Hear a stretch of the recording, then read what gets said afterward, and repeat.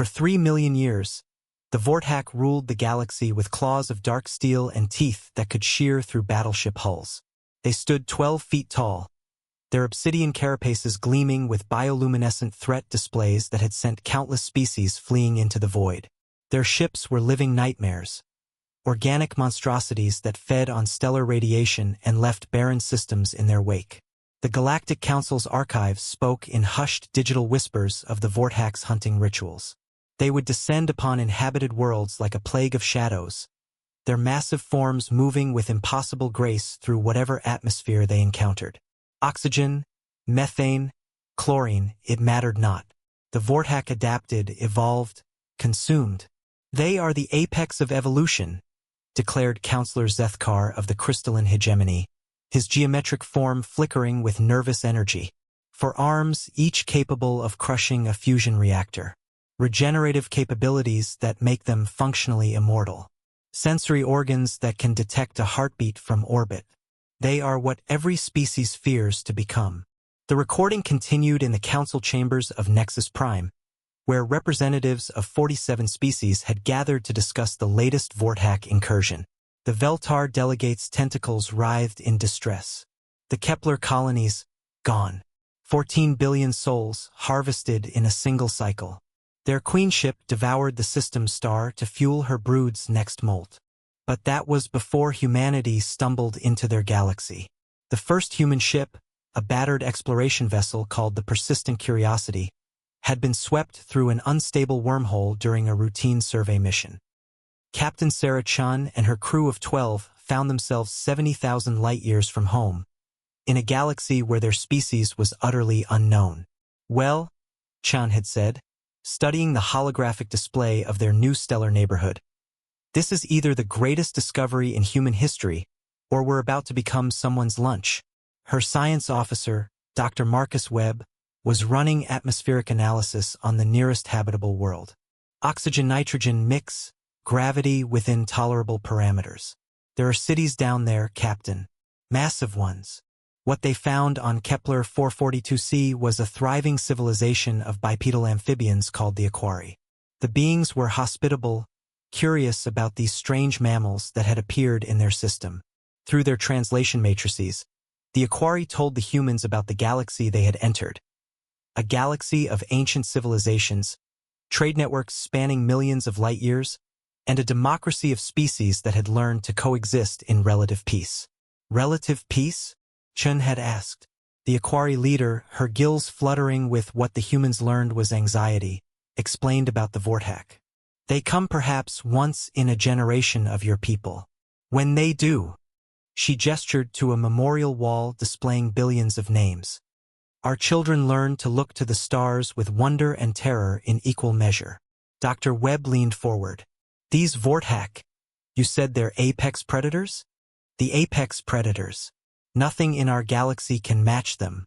We have weapons that can crack planets, shields that can deflect supernovas, but against the Vorthak, the Aquari's voice trailed off. We endure. We rebuild. We remember our dead. Chan and her crew spent 3 months among the Aquari, learning about galactic civilization, about the Vorthak's hunting patterns, about the resigned terror that colored every species' existence. The humans were fascinated. They took notes, recorded everything, asked endless questions. Captain, Webb said one evening as they watched binary stars set over the Aquari capital, I've been thinking about the Vorthak problem. Oh, back home we've dealt with apex predators before. Saber-toothed cats, cave bears, giant crocodiles. Webb's eyes had a dangerous glint. What happened to all of them? Chun was quiet for a long moment. We killed them. Every single one. It was then that the long-range sensors began screaming. The Aquari emergency broadcasts flooded the airwaves in their musical language, but the translation was stark and simple. Vorthak queenship detected. Estimated arrival, 47 hours. Evacuation protocols in effect. Chun watched as panic consumed the planet below. Millions of Aquari streaming toward evacuation ships, their movements efficient despite their terror. They had done this before. They would do it again. How many evacuation ships can they deploy? She asked. The Aquari liaison on their bridge, Instructor Pelani, answered without looking away from her console. Perhaps 40% of the population will escape. The queen hunts for sport as much as sustenance. She prefers her prey to run. Chen looked at her crew. 12 humans in a damaged exploration ship, watching an entire civilization prepare to die. What are their defensive capabilities? Captain, her tactical officer, Lieutenant Jackson, spoke up. Their planetary shields could deflect our entire nuclear arsenal. Their defense platforms pack enough firepower to sterilize Earth's surface 3 times over. And the Vorthak will just walk through it all? Pelani's chromatophores shifted to deep purple, sorrow mixed with resignation. The Vorthak queen is 600 meters long. Her children each the size of your largest buildings. Their carapaces have evolved to absorb and redirect energy weapons. Kinetic weapons simply bounce off. They are beyond our capacity to harm. Chan stood, pacing to the viewport where she could see the evacuation ships launching like desperate fireflies. Mr. Webb, you've been studying their biology. What do you make of these regenerative capabilities? Remarkable, Captain. Cellular regeneration on a macro scale, directed by what appears to be a quantum-entangled nervous system. But, he paused, pulling up his analysis. There's something interesting about their metabolic requirements. Go on. They're energy hogs. Massive ones. That regeneration, the size, the adaptive capabilities, it all requires constant fuel. They're not just hunting for territory or resources, Captain. They're hunting because they're always starving. Jackson looked up from his console. Captain, I'm reading hyperspace distortions. Multiple contacts, massive energy signatures. Through the viewport, space began to twist. Reality bent like heated metal, and from the wound in the universe emerged the stuff of nightmares. The Vorthak queenship was exactly as terrifying as the archives had suggested. A living mountain of chitin and malice, surrounded by her brood of merely building-sized offspring. 47.3 hours, Pelani whispered. They are early. The Queen's ship didn't simply enter the system. It announced its presence by feeding. Solar collectors extended like metallic wings, beginning to drain the system's star. The light dimmed perceptibly as ancient fusion was siphoned into alien biology. They're already weakening the star, Webb observed. The planet will freeze within days even if the population survives the hunt. Chun watched the evacuation ships fleeing the system, knowing that 60% of the Aquari population was still planetside. She thought about Earth, about humanity's history, about every apex predator that had once ruled their world through size and strength and natural weapons. Mr. Jackson, she said quietly, plot an intercept course. Captain, you heard me. Pelani's entire body flashed bright red, the Aquari equivalent of screaming. Captain Chun, you cannot mean to engage the Vorthak. Your ship is but a fraction of their smallest brood spawn. Chun smiled, and for the first time, Pelani understood why some human smiles seemed so unsettling. Instructor, has anyone in your galaxy ever told the Vorthak no? What do you mean? I mean, has anyone ever fought back? Really fought back? Not just defended, but actually tried to hurt them. Captain, they are immune to all our weapons. Their biology, Dr. Webb interrupted, is fascinating. Captain, remember what you said about saber-toothed cats? Chen's smile widened. They had bigger teeth than us, stronger muscles, better reflexes, perfect killing machines. But we had something they didn't, Jackson added, understanding beginning to dawn in his voice. We had spite, Chen finished. Mr. Jackson, how much antimatter do we have left in our reserves? Enough for emergency jumps, maybe 3 charges total. And our nuclear payload? Standard planetary survey complement. Nothing designed for ship-to-ship combat. Perfect. Chun turned to face the Aquari instructor. Pelani, I need you to send a message to your evacuation fleet.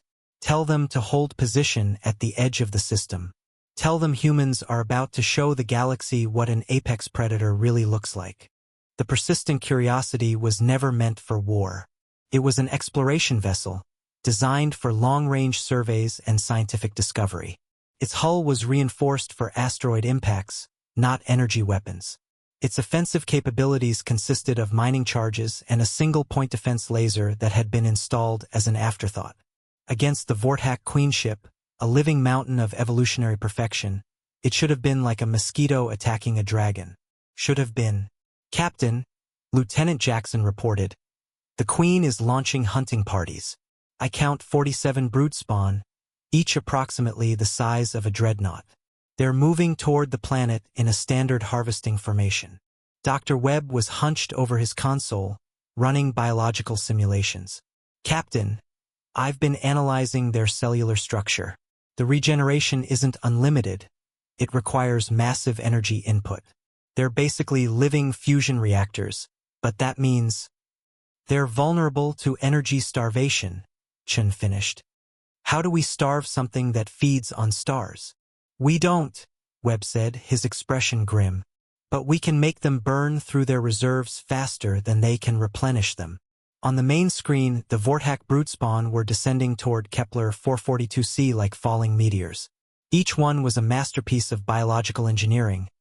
Adaptive armor, multiple redundant organ systems, sensory capabilities that spanned the electromagnetic spectrum. They had never encountered meaningful resistance. They were about to learn. Mr. Jackson, target the smallest brood spawn. Lock all mining charges. Captain, our weapons can't penetrate their armor. The energy absorption. We're not trying to penetrate their armor. Chen's voice was calm, almost conversational. We're trying to get their attention. The mining charges struck the Vorthak spawn with all the force of thrown pebbles. The creature's carapace didn't even register damage. The kinetic energy was absorbed and converted to useful metabolic fuel. But something unprecedented happened. The creature stopped. For the first time in its species' 3-million-year history, a Vorthak had been deliberately attacked by prey. Captain, Pelani's voice was barely a whisper. It's turning toward us. The brood spawn was indeed turning, its massive form rotating with fluid grace. Sensory organs like black diamonds focused on the human ship. In the depths of its alien mind, synapses fired with something that might have been curiosity. Then it began to sing. The Vorthak's communication method was partially telepathic, partially sonic, a harmony of frequencies that could drive lesser species insane. But humans had never encountered it before, so they had no fear response. To Dr. Webb, monitoring the signals, it sounded almost like whale song. It's calling to the others, he said, wonder in his voice. Captain, I think it's confused. Through the acoustic chaos, they could hear the brood spawn's message. Small thing attacks. Small thing shows no fear scent. Small thing behavior unknown. Unknown, Chen repeated. Good. Jackson, prepare for evasive maneuvers. Webb, start running every simulation you can on their regenerative processes. I want to know exactly how much energy they burn when they're trying to heal. The brood spawn began its approach, moving with the kind of predatory patience that had terrorized the galaxy for millennia. It wasn't hurrying. Why would it? Nothing had ever successfully fled from a Vorthak. The persistent curiosity began to run, but not away. Captain, you're heading deeper into the system, Jackson observed. That's right. Take us past the third planet's magnetosphere. What followed was a game of tag that defied every principle of galactic warfare. The human ship, barely large enough to qualify as a corvette, led the massive Vorthak spawn on a chase through the system's asteroid belt. The creature's bioweapons carved through rock and ice, its energy beams turning mountains into plasma. But somehow the tiny ship kept slipping away. How are we doing this? Pelani asked, her chromatophores cycling through colors that had no human equivalent. Inertia, Chen replied. That thing masses probably 50,000 tons. We mass 800. Basic physics. The chase continued for 6 hours. The Vorthak spawn, growing frustrated, began firing more frequently, more wildly. Its energy reserves depleted with each massive discharge. By the time it cornered the human ship near the system's gas giant, it was already showing signs of metabolic stress. Now, Mr. Jackson, The persistent curiosity didn't try to fight the Vorthak spawn. Instead, it flew directly into the gas giant's upper atmosphere, where the immense gravity and crushing pressure would kill any normal ship in seconds. The Vorthak spawn followed, its biology adapting to the hostile environment, its carapace shifting to handle the pressure differential. But adaptation required energy, massive amounts of energy, and the creature had been burning through its reserves for hours. 30 kilometers into the gas giant's atmosphere, the spawn began to falter. Its regenerative processes couldn't keep up with the environmental damage. Its adaptive systems started failing as cellular energy reached critical levels. That's when Captain Chen triggered their antimatter reserves. The explosion wasn't large by galactic standards, barely enough to crack an asteroid. But it was perfectly timed and perfectly placed. The Vorthak spawn, weakened and depleted, caught the full force of the blast in its most vulnerable moment. For the first time in 3 million years, a Vorthak died. The shockwave rippled through the system, through hyperspace, through the quantum-entangled nervous system that connected every member of the species. Every Vorthak in the galaxy felt their sibling's death. Impossible, incomprehensible, but undeniably real. On the bridge of the persistent curiosity, floating in the gas giant's upper atmosphere with their engines running on emergency power, the crew of 12 humans had just accomplished the impossible. "Captain," Webb said, his voice shaking, "their queen is changing course. She's coming for us." Chun looked at the tactical display, where a mountain of alien hatred was turning toward their position. "Good. Now we have her attention." "Captain," Pelani whispered, "what have you done?" "We've shown them something new," Chen replied. "We've shown them that they can die." The Vorthak Queen Mother Zerithnos had consumed the light of 10,000 stars. She had devoured the dreams of entire species, felt their terror nourish her across 3 million years of perfect dominion. Her brood numbered in the hundreds of thousands, spread across the galaxy like a living plague of ultimate evolution. And now something had killed one of her children. The impossible death song still echoed through the species' collective consciousness. Her spawn had been lured, weakened, destroyed by creatures so small they barely registered on her sensory arrays. The analysis was complete. Mammals, bipedal, averaging 1.8 meters in height. Their ship was primitive, their weapons laughable. They should have been consumed in seconds. Instead, they had done the undoable. "Small song singers," she pulsed to her remaining spawn. "They sing death songs where only life songs should exist. They break the pattern of all things. They must be studied before consumption." The Queen's bioship began its hunt, following the quantum trail left by the human vessel. Behind her came 12 of her eldest spawn, each one a destroyer of worlds, each one carrying the genetic memory of countless successful hunts. They were tracking prey that, according to every law of nature and evolution, should not exist. Meanwhile, the persistent curiosity had found refuge in the crystalline caves of an airless moon. Captain Chen was reviewing Dr. Webb's latest analysis, while her crew worked frantically to repair their damaged systems. "Their regeneration has a fatal flaw," Webb explained, his holographic models rotating slowly in the dim light. "It's not actually regeneration at all. It's controlled cellular death and rebirth. Every time they heal, they're essentially rebuilding themselves from the molecular level up, which requires massive energy input, precise quantum coordination, and most importantly, time.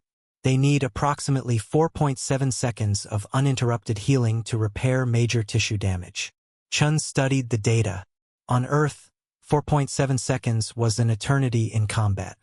How long to regenerate from what we did to the first one?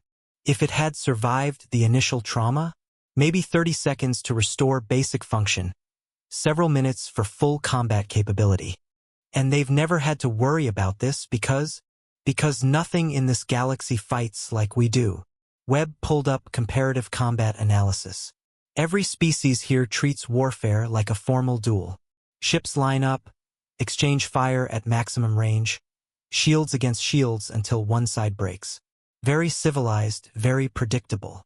Lieutenant Jackson looked up from his repair station. "Very stupid." "Exactly." Chun smiled that unsettling human smile. They've never faced an opponent that fights dirty. The repairs took 18 hours. During that time, they could feel the Queen ship approaching, a distortion in spacetime that made reality itself feel hungry. The Aquari evacuation fleet was holding position at the system's edge, watching in terror as the greatest predator in galactic history closed in on the tiny human ship. "Captain," Pelani said over the communication link, "you must flee. The Queen Mother has never been successfully engaged. Her last victim was the Titan Collective, a species of living starships, each one the size of your largest cities. She devoured them in a single feeding cycle." "How many ships did the Titan Collective send against her?" Chen asked. "Their entire fleet. 3,000 vessels. And they all attacked at once? Of course. It was their only hope of—" Pelani stopped. "Captain, you cannot be thinking what I believe you are thinking. I'm thinking that 3,000 apex predators attacking one super apex predator sounds like a fair fight," Chen replied. "We don't do fair fights." Dr. Webb had been unusually quiet during the repairs. Now he spoke up, his voice carrying a strange mixture of excitement and dread. "Captain, I've been running simulations on their quantum-entangled nervous system, the connection that lets them share experiences across their species. What about it? I think I know how to weaponize it."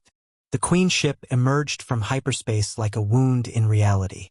Zerethnos was magnificent in her horror, a living cathedral of predatory evolution, her bioluminescent displays painting the void in colors that had no names. Her spawn formed a hunting formation around her, their combined presence making the local star flicker with fear. She reached out with senses that could taste thoughts across light years, searching for the small song singers that had broken the sacred pattern. She found them hiding behind the system's outermost planet, their tiny ship barely larger than one of her sensory organs. Through the quantum foam, she could taste their emotions. No fear, no despair, no resignation. Instead, something she had never encountered in prey before: anticipation. "Small song singers," she broadcast, her voice carrying harmonics that could shatter crystalline matrices. "You have taken life where life cannot be taken. You have broken the song of all things. Explain this impossibility before I grant you the honor of feeding my spawn." The response came in primitive electromagnetic radiation, translated through the quantum linguistic matrices. "This is Captain Sarah Chen of the human vessel Persistent Curiosity. We represent the Terran Federation. You've been killing our new friends. That stops now." The Queen Mother's spawn rippled with what might have been laughter. "Small song singers speak of stopping the unstoppable. You have witnessed the death of one spawn and believe you understand the hunt. You are incorrect." "Maybe," came the human's response, "but you're about to learn why we don't have apex predators on our world anymore. Because we have not yet come to your world, small song singer." "No," Chen said, and her voice carried a coldness that made the Queen pause. "Because we killed them all." The human ship began to move, not away, but toward the Queen's hunting formation. 12 spawn moved to intercept, their bioweapons charging with energies that could vaporize planets. What happened next would be discussed in galactic military academies for the next 1,000 years. The Persistent Curiosity didn't engage the Vorthak spawn in combat. It engaged them in a lesson. "Jackson, execute pattern Delta 7. The human ship's first target wasn't the nearest spawn or the largest. It was the one lagging slightly behind the formation, the one whose bioluminescent patterns suggested fatigue from a recent molt. Webb's analysis had identified it as operating at perhaps 80% efficiency. The Persistent Curiosity didn't attack it directly. Instead, it fired a spread of mining charges at the debris field surrounding the group, metal fragments from destroyed evacuation ships, ice chunks from the system's outer reaches, anything that could become shrapnel when properly motivated. The charges detonated simultaneously, turning the debris into a high-velocity cloud of projectiles. Individually, each fragment was harmless to Vorthak armor. Collectively, they forced the spawn to activate its energy shields and adaptive defenses. Energy expenditure: significant. Damage dealt: effectively 0. But the spawn was now burning through its metabolic reserves just to maintain defense against what amounted to cosmic dust. Target 2, Chen ordered. The second spawn was struck by a different kind of attack entirely.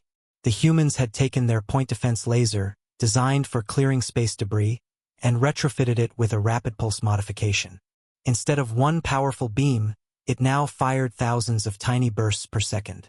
Each burst was too weak to penetrate Vorthak armor, but each burst triggered the creature's automatic defense responses.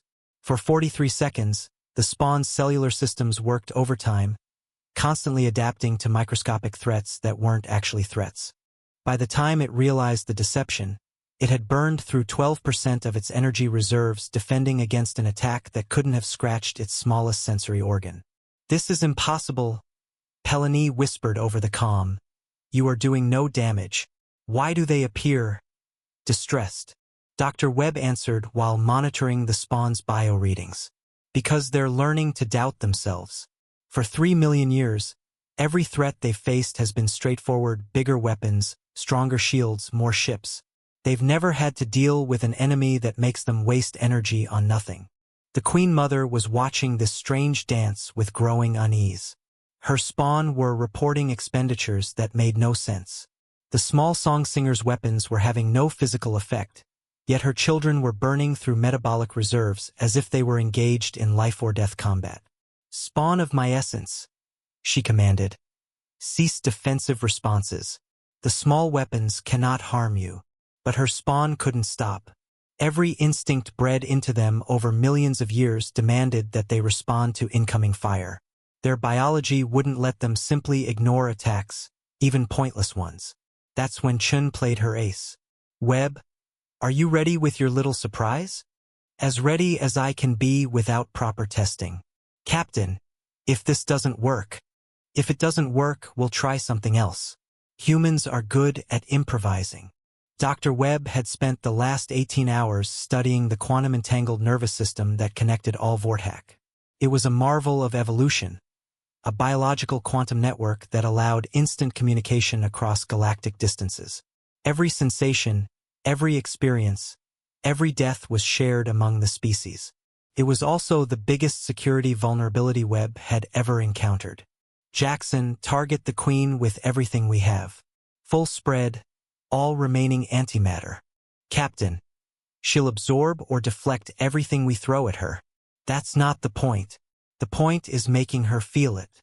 The antimatter torpedoes streaked toward the Queen ship, followed by every nuclear device they could spare. The Queen's defensive systems engaged automatically: bioelectric shields that turned matter into energy, adaptive armor that redirected kinetic force, regenerative systems that began healing damage before it fully manifested. She absorbed the entire attack without suffering meaningful harm. But she felt every joule of energy, every gram of converted matter, every microsecond of cellular reconstruction. And through the quantum network, so did every other Vorthak in the galaxy. That's when Webb triggered his modification to their communications array. The human ship began broadcasting on the same quantum frequencies used by the Vorthak nervous system. But instead of biological data, it transmitted something else entirely: white noise. Random electromagnetic radiation, the digital equivalent of screaming. To the Queen Mother, who had spent 3 million years experiencing perfect biological harmony, the sensation was like having her thoughts invaded by chaos itself. Every neuron in her massive brain fired at once, trying to process signals that had no meaning, no pattern, no purpose.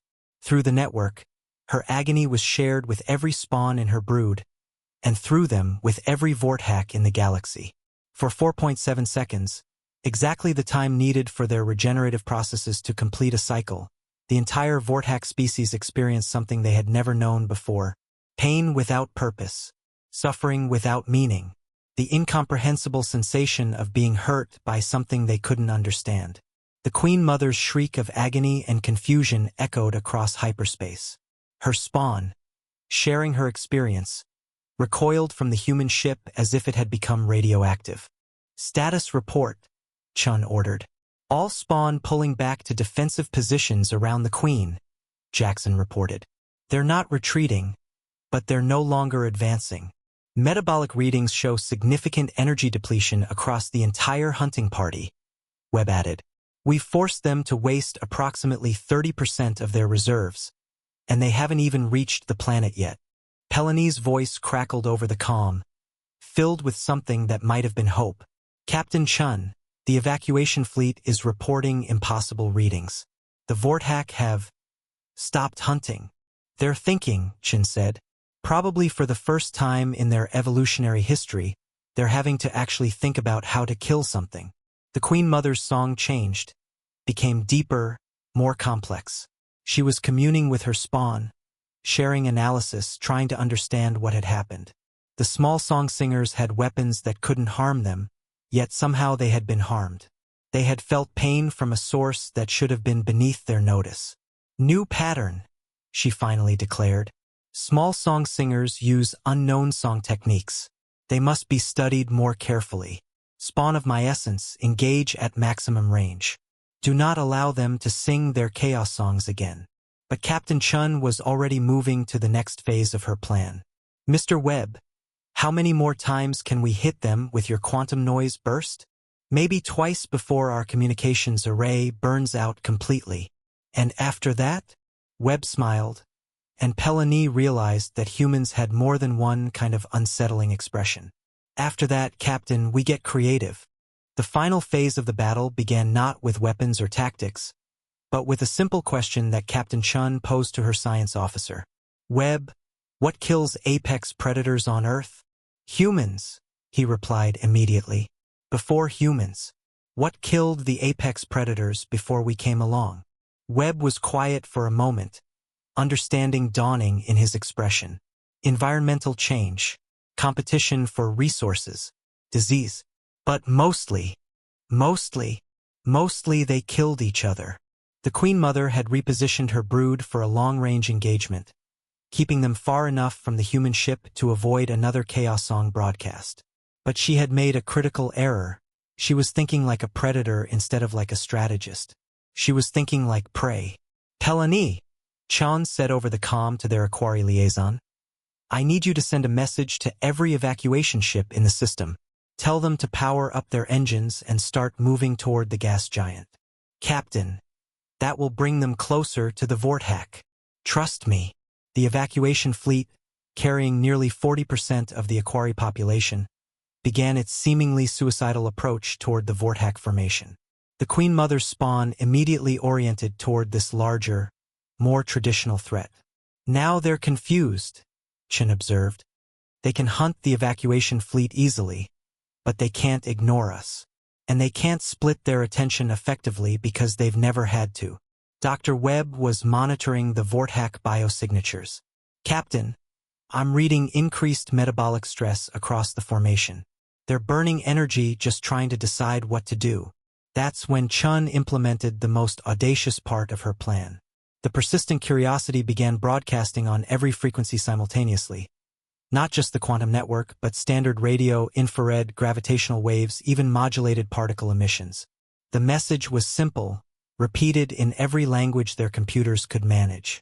This is Captain Sarah Chen of the human starship Persistent Curiosity. We claim this system under the protection of the Terran Federation. All hostile forces have 30 seconds to withdraw or face total destruction. The evacuation fleet received the message. The Aquari homeworld received it. Half the galaxy received it. But most importantly, the Vorthak Queen received it. Zerithnos had never encountered a bluff before. In her experience, creatures either fled from superior predators or died. The concept of a tiny ship threatening a queenship was so alien to her worldview that her massive brain simply couldn't process it. Her spawn were equally confused. Through their shared consciousness, doubt began to spread. A virus of uncertainty in minds that had never known uncertainty. Captain, Jackson reported. They're hesitating. All spawn holding position. Perfect. Webb, initiate Phase 3. What Dr. Webb had discovered during his analysis was that the Vorthak's greatest strength was also their greatest weakness. Their quantum-entangled nervous system meant they shared everything. Experiences, sensations, knowledge. But it also meant they shared doubt, confusion, and fear. The human ship began its final approach, not toward the Queen ship, but toward the spawn cluster. As they closed distance, Webb activated a modified version of their Chaos Song broadcast. But this time, instead of random noise, he transmitted something far more devastating: the dying moments of the first spawn they had killed. Every Vorthak in the formation suddenly experienced their siblings' death from the inside. The confusion as their perfect biology failed, the terror as their regenerative systems collapsed, the impossible reality of mortality crashing through consciousness that had never known defeat. But Webb had modified the transmission, amplifying the fear, the confusion, the doubt. What the Vorthak received wasn't just the memory of death. It was death multiplied, death amplified, death as experienced by a prey species that had learned to weaponize its own terror. The effect was immediate and devastating. 3 spawn began firing wildly, their bioweapons discharging at shadows and empty space. 2 more collided with each other as their navigation systems overloaded with contradictory sensory input. The rest simply stopped moving, their massive forms frozen as their minds tried to process the impossible flood of alien emotion. The Queen Mother felt her children's confusion like acid in her consciousness. For the first time in 3 million years, she was afraid. Now, Jackson, take us straight for the Queen.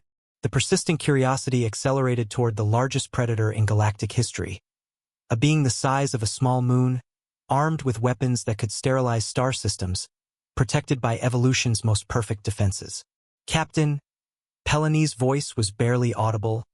What are you doing? Something no one in your galaxy has ever tried, Chen replied.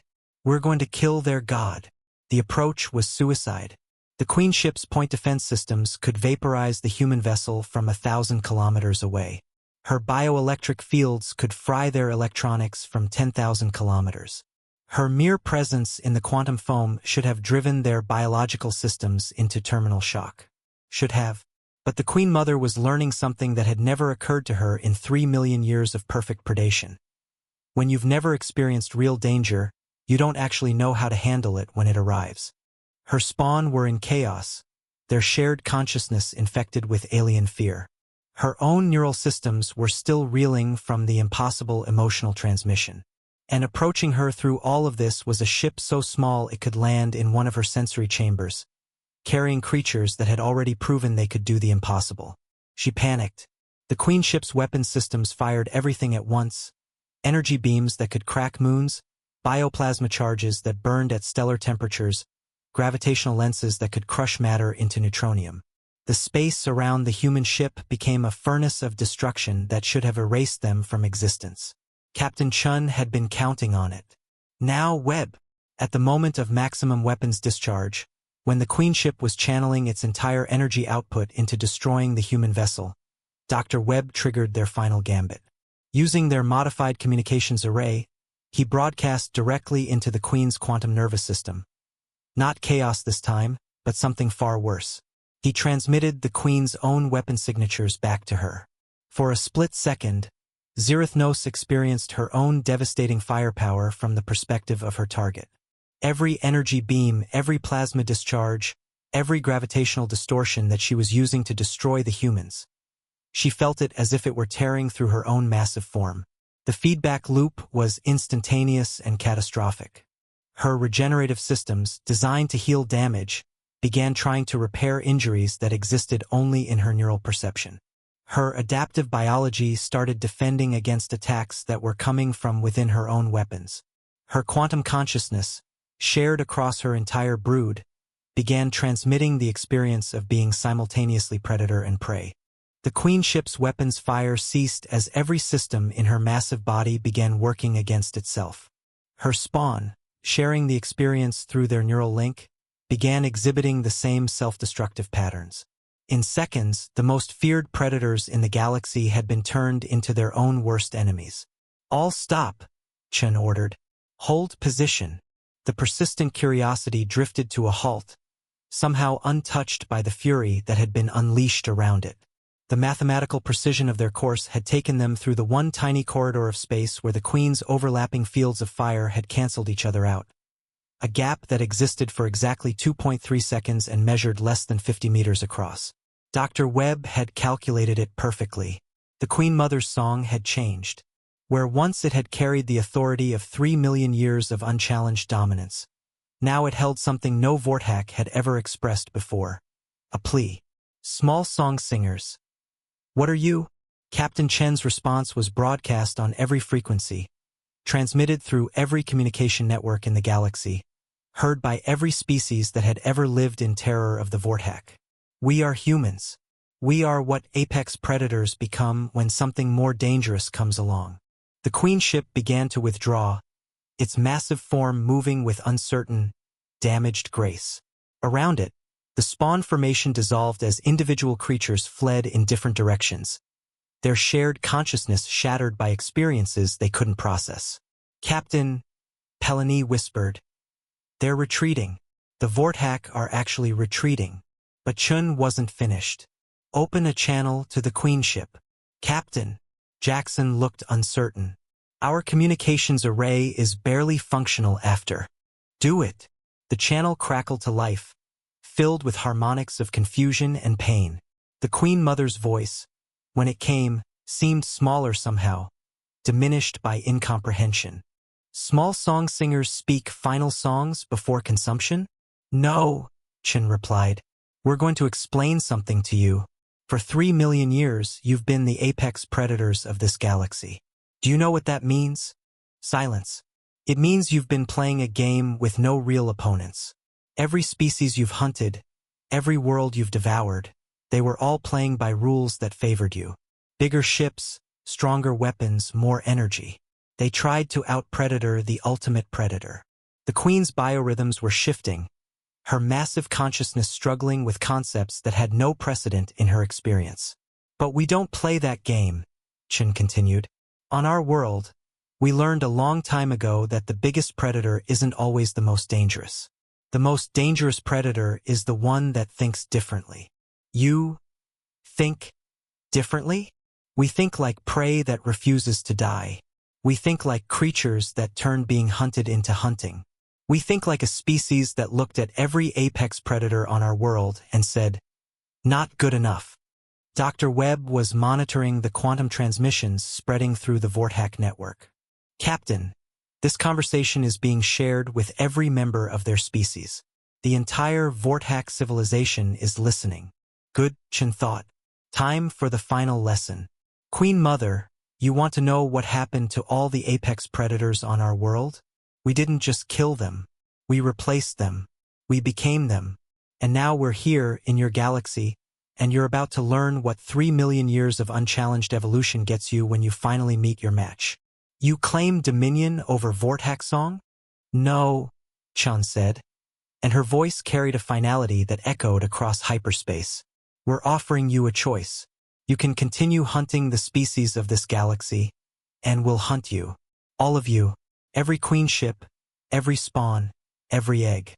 We'll turn your own biology against you, corrupt your shared consciousness, teach you what fear really means." The silence stretched for long minutes. When the Queen finally responded, her song carried harmonics that had never existed in Vorthak communication before: uncertainty, vulnerability, something that might have been respect. Or you evolve. Learn to coexist. Find a new role in the galaxy that doesn't involve devouring civilizations. Become something other than monsters. Vorthak have always been Vorthak. Change is impossible song. Change is the only song that matters, Chen replied. Ask any species that survived contact with humans.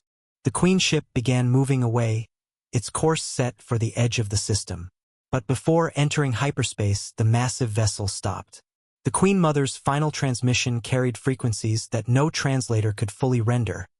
But the meaning was clear enough. Small song singers have sung new songs into the galaxy. Vorthak will remember these songs. The hunt pattern of all things has ended. New patterns must be learned. And then they were gone, vanishing into hyperspace with the kind of haste that spoke of a species reassessing everything they thought they knew about existence. 6 months later, Captain Sarah Chen stood on the observation deck of the Persistent Curiosity, now completely rebuilt and upgraded with technologies donated by grateful galactic civilizations. Through the viewport, She could see the construction of humanity's first embassy in the Andromeda Galaxy, a structure that represented not conquest, but cooperation. The Vorthak had kept their word. The hunting had stopped. Some queen ships had retreated to the galactic rim, establishing isolated colonies where they experimented with non-predatory survival strategies. Others had approached various species offering, tentatively, awkwardly, to trade biological innovations for resources. It would take time. Evolution of behavior, even more than evolution of form, was a gradual process. But the galaxy was learning to see the Vorthak not as unstoppable forces of nature, but as beings capable of choice. "Captain," Dr. Webb approached, carrying a data pad filled with reports from across the galaxy. "The latest intelligence briefings. 12 more species have requested human military advisors. The crystalline hegemony wants to establish a joint defense treaty. And the Aquari are asking if we'd be interested in permanent colonial rights on Kepler 442c. Chen nodded, still watching the construction outside. "What's the status on our long-range communication with Earth?" "Still working on it. The quantum tunnel is stable, but we're looking at a 6-month delay each way. Earth Command knows we're alive and have made contact, but they won't get our detailed reports for another few months." "And when they do?" Webb smiled, one of those unsettling human expressions that the galaxy was slowly learning to appreciate rather than fear. "When they do, Captain, I suspect we're going to have a lot more company out here." Chun turned from the viewport, looking out at a galaxy that was slowly, carefully, learning to breathe freely again. Somewhere in the vast darkness between stars, former apex predators were discovering what it meant to be just another species among many.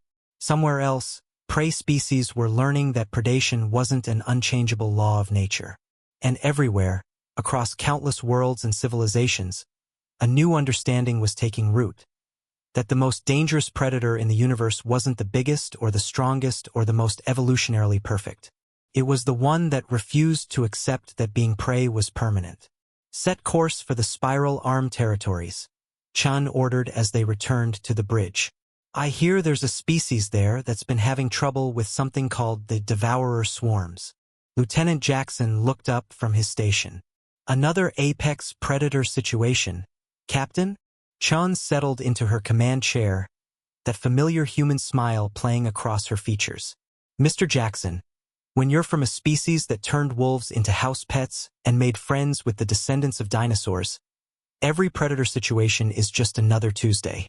The persistent curiosity turned toward the deep galaxy, carrying with it a simple message that would echo across the stars for millennia to come.